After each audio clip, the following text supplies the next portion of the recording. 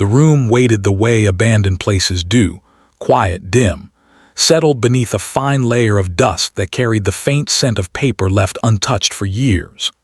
Time had pressed itself into the corners, softening outlines, muting colors, turning everything into a static echo of what had once been motion.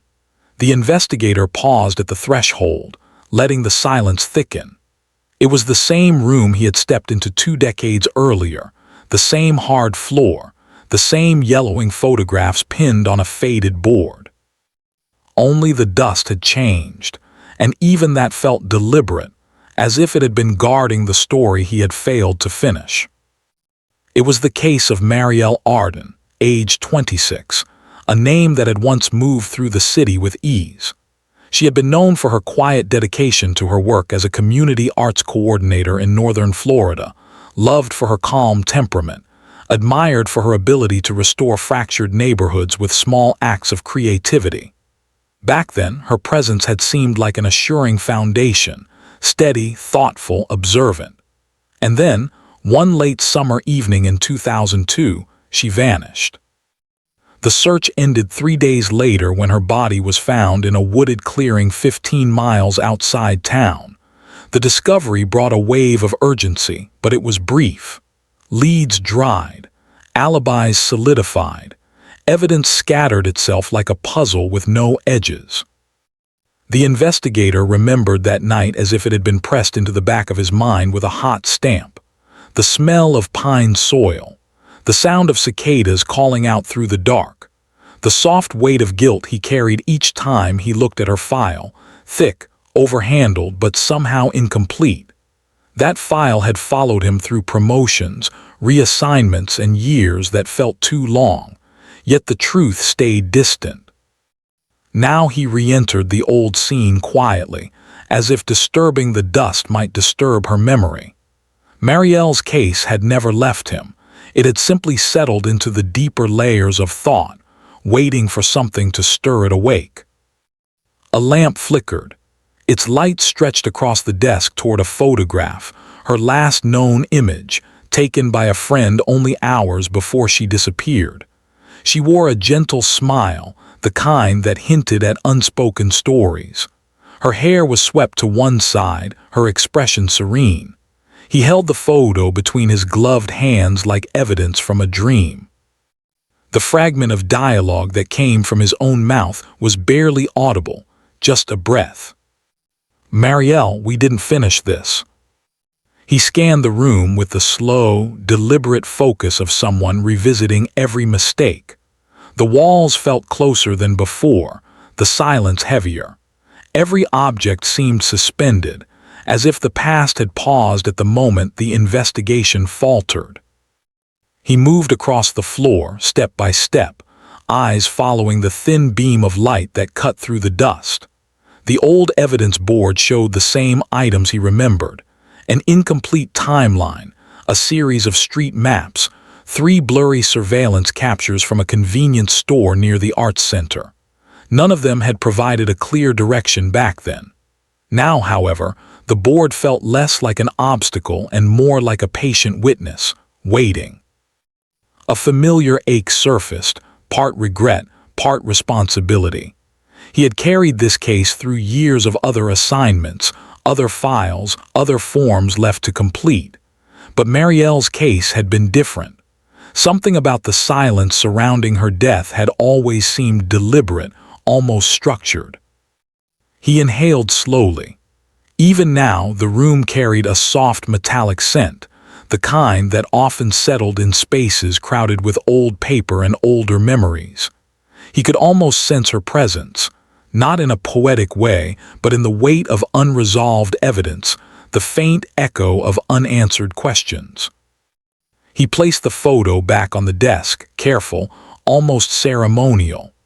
This was where the story began again, not with a sudden revelation, but with the return to a space where time had once stopped and was now willing to move again. Case reopens due to discovery of new crucial evidence. The case returned to life not through coincidence, but through logic, the quiet kind that surfaces after years of avoidance. 3 weeks earlier, A routine archival scan conducted by a new digital records initiative flagged an anomaly, a mislabeled evidence envelope from the 2002 collection. It was small, wedged between unrelated files, and had gone unnoticed for years. Inside, a single photograph. It was one the investigator had never seen. The image showed Marielle standing at the entrance of a narrow alley behind the arts center on the evening she vanished. Her posture was angled as if she had been turning towards someone. The time stamp in the corner, faint but visible, placed the moment less than an hour before she was last seen. Behind her, a blurred figure stood at the edge of the frame. Not identifiable, not clear, but undeniably present. That was enough. The envelope also contained a brief field note, handwritten, unsigned. Possible additional witness. Did not include an initial report due to uncertain relevance. Uncertain relevance. Words that now felt heavy, almost haunting. The rediscovery triggered a formal reopening. The investigator received the file without ceremony, without announcement, just a short message from archives, followed by a silence that carried the weight of an unspoken question. Would this time be different? He reopened the file with the same slow deliberation he brought into the old room. The first touch of the pages felt familiar, almost warm from memory. The case's old photographs slid out in a thin stack. He arranged them alongside the newly surfaced photo. Something about the angles caught his attention. The lighting in the alley was dim, but the direction of the shadows suggested a vehicle had been parked just outside the frame. He leaned closer, narrowing his eyes. Strange, he murmured to no one. The discovery wasn't groundbreaking in the cinematic sense. No dramatic footage, no clear face. But it was structural evidence that expanded the timeline, that introduced motion into a case long thought static. Someone had been there with her, someone unaccounted for. He walked back to the board and pinned the new photograph beside the others. Dust scattered, floating briefly before settling again. The reopening called for a return to original statements, original steps, original assumptions. Every item he once believed irrelevant was now under question. He reopened the digital logs. A detail from an old witness statement stood out, one he had dismissed 2 decades ago. A resident living near the arts center had mentioned hearing a car door shut around the time Marielle was last seen. Back then, he had attributed it to routine street noise. Now it aligned with the shadow pattern in the new photo. Pieces began to click, not loudly, but quietly, like puzzle edges aligning after being nudged for years. He called archives again. I need everything related to the area around the arts center that evening. All logs, all footnotes, even informal ones. A pause, then a hesitant reply. Yes, we'll gather them. The tone suggested uncertainty, as if the staff sensed the gravity but didn't want to disturb it. He leaned back, letting the weight of the reopening settle into his chest. The room felt slightly different now, as if the dust itself had shifted in anticipation. The case was no longer dormant. It was breathing again. Investigator examines past reports to identify overlooked details. He sat before the old file the way one might sit before an old journal, aware that every page carried its own silence, its own unfinished thought. The reports were familiar but distant, softened by time. He opened the first folder, initial contact logs, scene sketches, timestamps written in the hurried, slanted handwriting of officers who were now retired. He read slowly, methodically. He noticed details he didn't remember noticing before. One report stated that Marielle's purse had been found a few feet from the clearing, but a follow-up note mentioned that her phone had not been recovered. Back then, Early cell phone location data had been unreliable, and the lead had gone nowhere. Still, the absence felt pointed now. Another report mentioned that she had been scheduled to meet someone at the arts center that evening. The name wasn't listed. The line simply read, "She indicated an appointment but left early." No clarification, no follow-up. He marked it with a thin pencil line. A witness interview from a nearby shopkeeper described Marielle entering the store earlier that afternoon. She seemed thoughtful, the shopkeeper had said. Not upset, just focused. When asked if she had been speaking with anyone, the answer had been uncertain. Maybe someone outside. He marked that too. Then he came across an overlooked observation from a patrol officer who had surveyed the clearing where Marielle's body was found. Faint scent of something floral, the note read, possibly transferred from the victim's clothing or the surrounding vegetation. It had been dismissed as environmental, but now, revisiting it, the investigator wondered if it had been more specific, something someone near her had been wearing. He flipped to the timeline. The gaps were clearer now. Whether from new perspective or renewed purpose, he wasn't sure. He found himself whispering, "We didn't look long enough." He examined the photographs again, focusing on background details rather than Marielle herself. The alley photo, the new one, held clues in its negative space. A faint reflection in a window across the alley hinted at a second light source. Possibly a vehicle, possibly someone waiting. He adjusted the angle, then reached for a magnifier. The reflection showed a shape that could have been a license plate, though unreadable. Still, it meant the presence was not accidental. Someone had positioned themselves there long enough to become part of the scene. He noticed something else. Marielle's expression in the photo was not startled. It was attentive, as if she recognized the person approaching. That alone shifted the narrative. He returned to the reports, searching for names, anyone who might have been linked to her work, her schedule, her daily patterns. Several names surfaced: coworkers, volunteers, acquaintances from community events. None stood out. Then he found a small reference in the final pages. Unconfirmed individual seen near Arts Center earlier that week. No match found. He circled the line. That detail had barely been explored. He leaned back, letting the pieces settle into place. Nothing here was explosive, nothing dramatic. The power of the clues lay in accumulation, quiet alignments, small inconsistencies, details that had been waiting for a second reading. The air felt heavier. The dust settled slower. The room, once frozen, now seemed to shift with each discovery. And Marielle's story, a story paused in 2002, was beginning to move again. The renewed investigation brought with it a steady procession of names, familiar to the old file, yet strangely altered by time. People moved, changed, drifted apart from their older selves. Alibis that once seemed firm now felt porous. The investigator lined the new notes beside the original pages, watching how the timelines overlapped like faint, wavering shadows.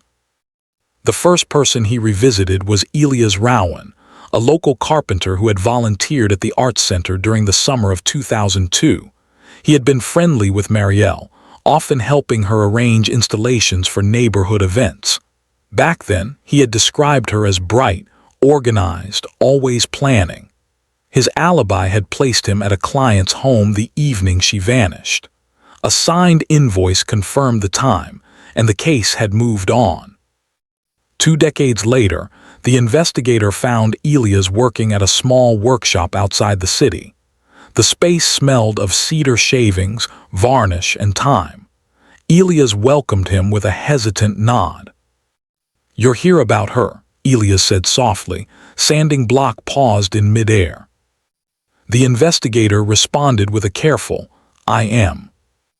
Elias looked away, breathing out like someone revisiting an old ache. She deserved answers.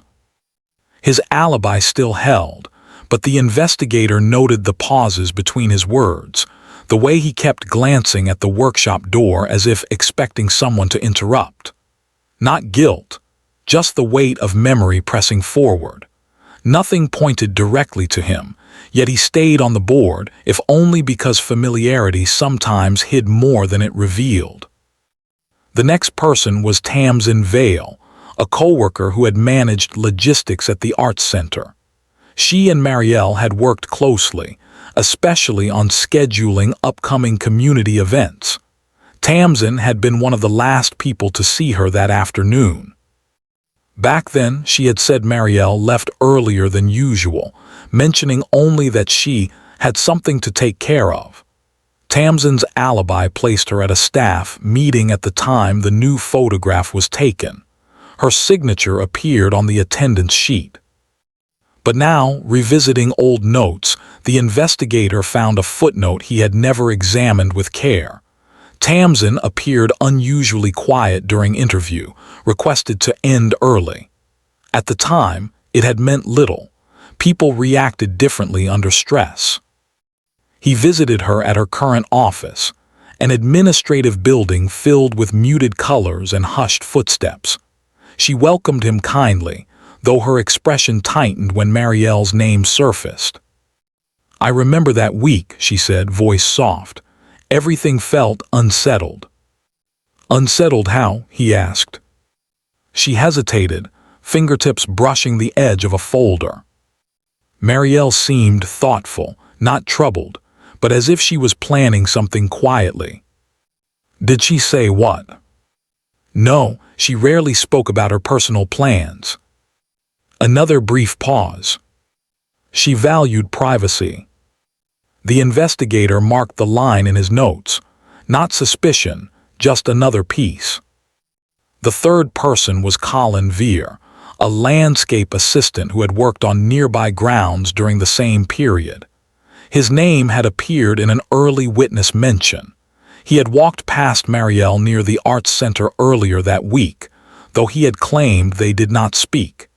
His initial interview seemed straightforward, and no inconsistencies were found. His alibi had placed him at a friend's gathering that night. The group had been large enough that verifying individual movements became difficult. Back then, it had been considered sufficient. Now, 20 years later, the investigator found him working at a nature preserve. Colin greeted him with calm politeness, though his eyes shifted slightly at the mention of the reopened case. "I always hoped someone would look again," Colin said, hands tucked into his jacket pockets. "She was a kind person, quiet but present." "Do you recall anything from that week that seemed unusual?" the investigator asked. Colin thought for a moment. "She was meeting visitors often. People from different neighborhoods, artists, volunteers. She had a way of listening that made people open up." A slow exhale. "She carried more on her mind than she ever said." Evasive, not quite, just vague enough to leave the space between words open for interpretation. The final name that re-emerged was one that had appeared only once in the original file: Alden Marr, a visiting logistics consultant assigned briefly to the Arts Center for facility evaluations. He had been in the area for only a week, and his interview at the time had been brief, barely 2 paragraphs. His alibi placed him at a local diner that night, confirmed by a waitress and time-stamped receipt. But something about his presence bothered the investigator.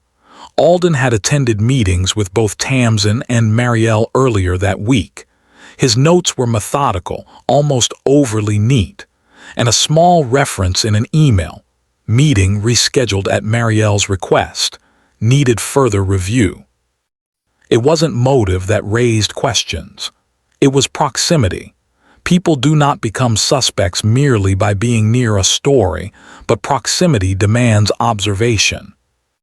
The investigator placed all 4 names on the new evidence board, stepping back as the lines began to form.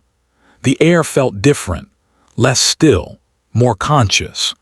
The dust no longer felt like a soft veil. It felt like a thin curtain that could be moved aside if approached with enough patience. He whispered, barely audible. "Who were you trying to meet, Marielle?" The suspects were not villains. They were pieces, living, breathing fragments of a much older structure. Their motives, if any, lay quietly beneath years of forgotten routines and faded recollections. He studied the board again, aware that the truth rarely sat in bright places. It hid in margins, in inconsistencies, in moments where memory hesitated. And somewhere among these names, the logic of the case waited. Clues emerged slowly, linking inconsistencies to emotional conflicts. The investigator returned to the old room, same flickering lamp, same cool smell of time settling over forgotten paper. The dust shifted when he opened the window slightly, letting a thin blade of late light fall across the desk. It illuminated scattered notes, photographs, and old transcripts that waited for another reading. He began with the timeline again, drawing a thin pencil line across the hours between Marielle leaving the arts center and the moment she appeared in the newly found photograph. The gap was small, 56 minutes, but within those minutes lay the heart of the case. He examined the list of people she had interacted with that day. Tamsin had confirmed their final brief meeting. Elias noted seeing her earlier in the corridor. Colin had passed her outside the building 2 days before. Alden's email mentioned a postponed appointment. Then something shifted when he revisited the new photograph. He angled the image under the lamp, focusing on Marielle's posture. She wasn't startled or wary. She was listening. Her attention seemed directed toward the blurred figure. The angle of her shoulders suggested familiarity, subtle but present. People do not stand like that with strangers. He flipped through statements again, searching for overlaps in schedules. That's when he found the first inconsistency. Alden's original statement indicated he had left the arts center by late afternoon, yet Tamsin's emails suggested a short meeting near closing hours. When the investigator placed these 2 pieces together, the times did not align. The difference wasn't large, but it was concrete. He marked it. He moved next to Elias. His invoice from the client's home confirmed he had been working that evening, but a footnote from the same client mentioned he left briefly to get materials from his truck. The time wasn't recorded precisely. Back then, no one had questioned it. Now, the gap mattered. He marked that too. Colin's alibi had been group-based, hard to verify individually, but he had mentioned something during the new interview, the idea that Marielle had been meeting several people that week. The investigator returned to the scheduling notes from the arts center. There were entries in Marielle's handwriting, but one meeting entry had been scratched out so firmly that the paper fibers had torn slightly. No name was visible, no time remaining. He outlined the torn entry. Emotional conflicts rarely present themselves directly. They surface in patterns, quiet ones, small ones. Then he reached a crucial file, Marielle's project plans for the month. Inside was a note she had written to herself. Finalize discussion soon. Decide direction.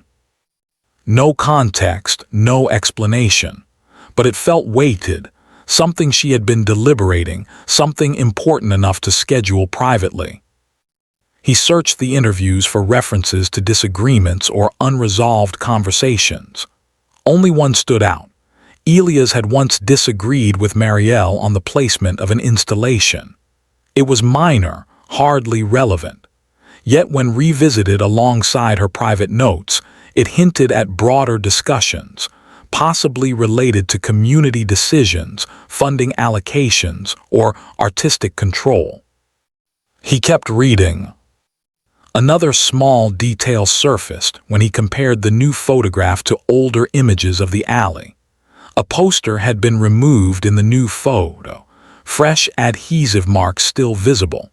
It meant someone had interacted with the location shortly before or after the photo was taken. He leaned closer, whispering, "Why here, Marielle?"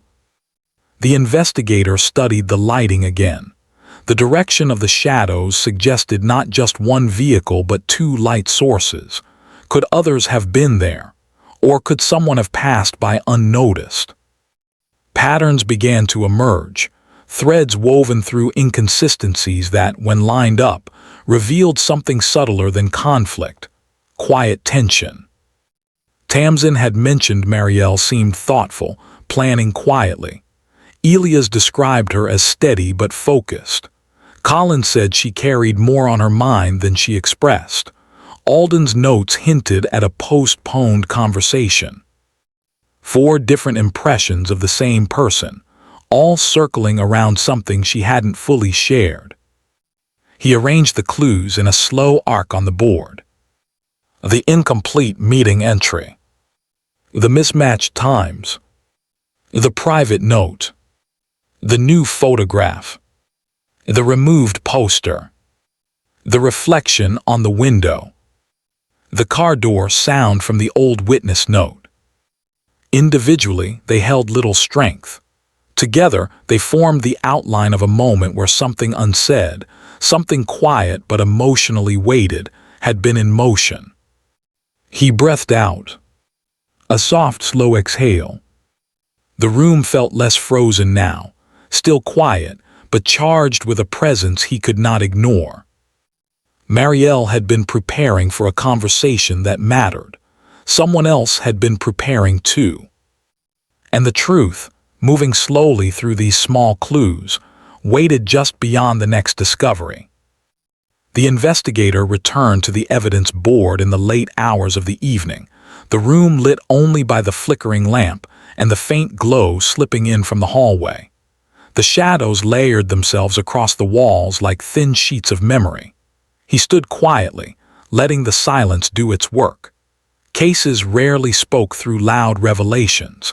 They revealed themselves through alignment, through the moment pieces settled into a shape that could no longer be ignored. He examined the board again, following the lines he had drawn earlier. They moved from photograph to note to footstep, circling the 4 individuals who had drifted through Marielle's final week. Each one carried an alibi, a reason, a recollection softened by the years. Yet the inconsistencies that had surfaced across the interviews did not form a conflict. They formed a pattern. A pattern pointing away from the expected. He returned to the new photograph and stared at the blurred figure near the alley wall. The posture was familiar, not in identity but in routine. Someone who often lingered near the arts center, someone who blended into the environment so naturally that few thought to mention them. He whispered to himself, "Not the ones on the board." His attention shifted to a detail he had overlooked in the earliest reports, the person who had found Marielle's purse. The file recorded the individual simply as grounds volunteer. No follow-up interview, no full name. At the time, the person had been dismissed as a passerby who noticed the purse near the clearing and contacted authorities. Nothing in their brief statement had raised concerns. But 2 decades later, the investigator wondered why the volunteer had been in that area at all. The clearing was far from the main trail. It wasn't a route people walked casually. He searched through the binder until he found the volunteer's note, a single page with only one sentence. "Found purse near trail marker, called immediately." He placed the note beside the map. The location did not align with any of the volunteer routes used during that era. In fact, the area had been restricted during preparatory work for community events. Only workers with specific access would have been allowed near that section. He circled the note. He searched the roster from 2002, archived lists of volunteers and temporary workers. Names he barely remembered filled the pages. Near the bottom of one list, almost faded, was a name he hadn't encountered anywhere else in the file. Avery Dell. No title, no role description, just a quiet name with no mention before or after the purse discovery. He checked the new photograph again. The shadow shape was slender, the posture angled slightly inward, someone accustomed to moving softly, unnoticed. The absence of Avery's name in follow-up logs now felt like a loud silence. The investigator leaned closer to the image. The building's window reflection caught an outline, something faint but clear enough to signal routine rather than coincidence. The person had been waiting there, positioned with intent. He whispered, almost reluctantly, "Not overlooked, hidden." Avery had worked only briefly at the Arts Center. Their tasks involved evening maintenance and discreet organizational work, roles that brought familiarity without visibility. People like Avery moved through buildings quietly, picking up details, overhearing conversations, noticing schedules and changes. The investigator reviewed the maintenance schedules. Avery had been assigned to the Arts Center during the week of Marielle's disappearance. Their shift ended at the same time Marielle was last seen. It aligned.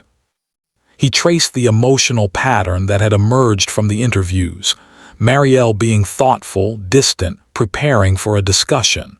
The missing meeting entry, the removed poster in the alley, the unfinished note in her planner. Everything pointed to a private meeting, one she had arranged carefully, quietly.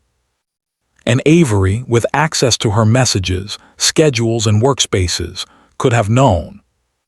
The twist did not arrive like a dramatic revelation. It came through logic, unavoidable, quiet, and devastating. He contacted archives for Avery's information. After a pause, the staff returned with a thin file, much thinner than the others. Avery had moved out of the state years earlier, leaving little behind. But one archived email surfaced, sent the week before Marielle's disappearance. "Would like to discuss something with you when you have time. It concerns the project." No response from Marielle was recorded. The investigator leaned back. Not hostility, not conflict, just something unsaid, perhaps misunderstood. He closed his eyes briefly. The quiet of the old room grew heavier. Avery had not been a central figure in any interview. They had not been a person of interest. Their name had barely existed in the paperwork, yet the convergence of clues left no space for ambiguity. He opened his eyes and studied the photograph one last time. The blurred figure was no longer a question. It was a presence shaped by familiarity, routine, and a comfort with shadows. A presence hiding in the quiet edges of the case. And when the final investigative steps confirmed Avery's involvement, digital traces, schedule alignment, subtle patterns in overlooked logs, it felt less like catching a villain and more like uncovering a quiet truth tucked beneath layers of silence. The least suspected person had been there all along. Not loud, not visible, just quietly aligned with the evidence. Ends with moral reflection. Truth isn't always visible on surface. The investigator packed the old room slowly, piece by piece, letting the dust settle naturally as he moved. The evidence board felt lighter now, but only in structure, not in meaning. Every pushpin, every faded photograph, every page that carried Marielle's name felt like a whisper from a past that had waited far too long for its voice. He removed the new photograph last. It held the beginning of the answer, even when no one had realized it. A shadow in a frame, a blurred outline, a presence almost erased by the passing years. Yet the truth had rested there quietly, waiting for logic to reveal what intuition had missed. He placed the photo gently into the evidence folder and closed it with a soft click. The sound echoed through the room in a way that felt final, yet not entirely complete. The window remained slightly open. The evening breeze carried the scent of paper, dust, and distant rain. It stirred the edges of a few loose notes, making them flutter like muted breaths. He stood for a moment, absorbing the quiet. 20 years ago, justice had slipped through the cracks, not because people refused to see, but because they had looked only at what stood in the light. The surface had been too clean, too convincing. But truth rarely sits where people expect it. It lingers in margins, in pauses, in overlooked details. It hides in the routine gestures of people who never draw attention to themselves. He whispered, "Marielle, I'm sorry it took this long." Not for closure, because closure feels too complete, but for recognition, for the quiet acknowledgement that she had left more than a mystery behind. He gathered the remaining documents and stepped away from the desk. The lamp flickered once, then steadied, casting a soft glow over the walls that had held decades of silence. The investigation was finished. The logic had carried him where emotion could not. The arrest had been made with precise procedure, mechanical, careful, correct. Yet even with the truth established, something human remained untouched. Justice felt structured, measured, necessary. But justice does not restore what was lost. It simply names what happened. And in naming it, the investigator understood something he had never allowed himself to feel. Truth is not a spotlight. It is a subtle movement in the dark, revealed only when someone is willing to stand in the quiet long enough to notice. He closed the door to the room softly, letting the click fade into the hallway. The case file, once buried beneath time, was complete in the formal sense. But the emotion surrounding it, the silence woven through every page, would always remain. Truth had surfaced. It had shape now. Clarity.